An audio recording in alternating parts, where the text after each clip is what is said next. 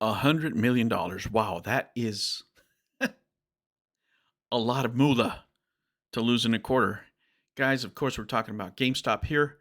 Guys, what I'm about to say is not financial legal advice, and some of the companies I might mention I might be invested in. So, with that said, let's talk about GameStop. Let's break it down here, and let me show you a couple of things. First of all, this is pretty much the sentiment you're going to hear around there is, GameStop loses $100 million last quarter of 2022. Gaming community has a massive uproar. As well, they should.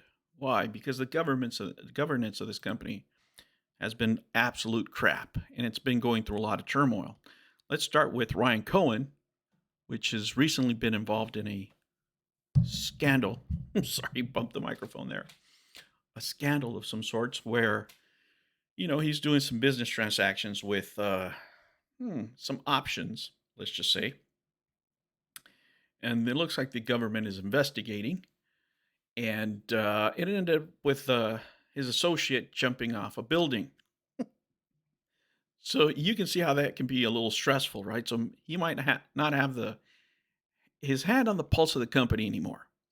And then we have Matt Forlong, who is the CEO and responsible for executing that vision of the company that he put forward, which was absolutely terrible. There's no excuse for some guy on YouTube like me yelling that it's going to be NFT winter last year, and a CEO of a company going balls deep on an NFT investment platform. It's just absolutely nuts, guys. There's people way smarter than me here on YouTube that could have told you this last year, right? They could have told you when these guys were, putting this out. And it was really, really just a rookie mistake, right? You're just chasing the market. And when you're a CEO, you have to predict the market. That's really the function of the CEO. All you have to do kind of just gauge the wind up there and go, which way is it blowing?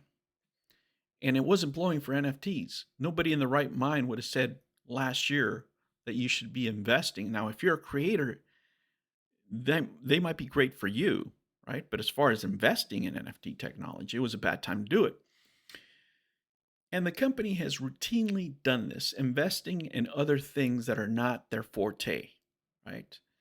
And, companies that I invest in, for example, Microsoft. Why do I invest in Microsoft? Because I see Microsoft having some strong infrastructure, right? They have, for example, Office, a software that is everywhere, that companies are not willing to change because of the convenience, because of the legacy, because how well it works, right? They just don't change it. That's a very strong point for the company because people are going to keep on using this. They've been using Microsoft Office for so long. Many of the people watching this video weren't even born, right, when they started using it.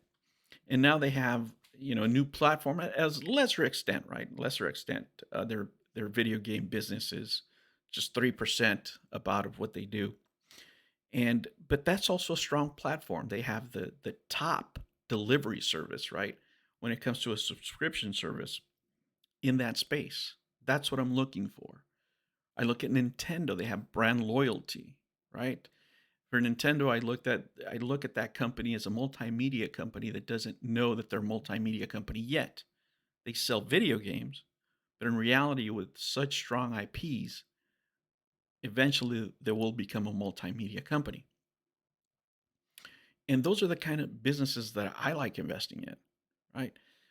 Because they have long-term value that I can see. When it comes to GameStop, they've constantly missed the boat, right? When they should have been creating I don't know, a streaming service or a platform for digital delivery, what were they doing? They were trying to sell cell phones and tablets, right? And they missed the boat. And right now, with all their losses, with all this time, they've really lost a lot of value. So what happens? A company like GameStop, right? Let's see here. Company like GameStop, their market cap is about 6.52 billion, you know, give or take a 4.2, right? A billion. But let's say they wanted to buy Embracer Group, they couldn't anymore because their market cap is 5.88. Could they buy Capcom? No, because they're even more. They're 6.52 billion, right? They could have bought those back in the day, but they didn't. Now, if you were in GameStop's position, what would you do? Right? You would have to gauge the market conditions right now, and you would have to gauge where they're going, right? What would I do? Right? These are just my guesses. You guys can comment what you would do as far as uh, investing.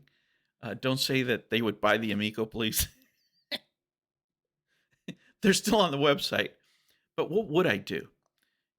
There's companies that they could afford buying. I'll give you a perfect example. Evercade would be one of them. With Evercade, you would have your own console.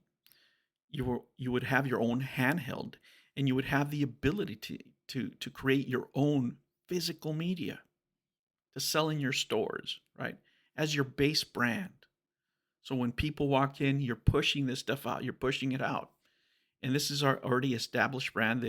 They've established themselves. You know what kind of quality you're getting, you know what kind of product you're getting. You're just able to deliver it better, right? What else would you do? Of course, you would do a digital delivery store, but a stronger one. Invest in that instead of NFTs. Can you imagine if they would have invested all that money in a digital store where you could get great prices on, different kind of games? What else could you do? You can't buy limited run anymore, right? But maybe you can buy one of its competitors. And with that, you can do deals with specific companies. You can say to Microsoft, listen, for X, Y, or Z game, I want to be the only physical release, right? So the only way you can play this game with its physical release is you come down to GameStop. But not only that, I want a level. Maybe you can't do it with Microsoft, but you can do it with other brands. You know what I'm saying? So now you're buying a physical product only at your store that has unique content. Now there's a reason to come into the store. What else can you buy? Don't laugh. Arcade went up. That's right. Those are physical products that people are buying, a lot, right? So Arcade One Up is selling all the physical products that GameStop isn't, right? I just named you a couple of companies that are selling physical media where GameStop isn't, right? These are opportunities that they could own. They could outright buy these companies. They can go out there and buy analog. They can buy those type of companies, right? So you can participate in all these spaces. You can participate with digital. You can participate with physical. You don't have to be number one. You just have to be profitable long term. And you can build platforms from there, right? You can have, you can invest in a streaming service. Maybe one that's already established. Maybe it's not number one, but it could be your own. Bring your own talent, your own games. You can make it, well, if you want to play our games, you can only play them here or, whatever. You can explore different things within the gaming space because you're a store that sells video games. Trying to sell NFTs to people that don't buy NFTs at your store is the same thing as trying to sell games to non-gamers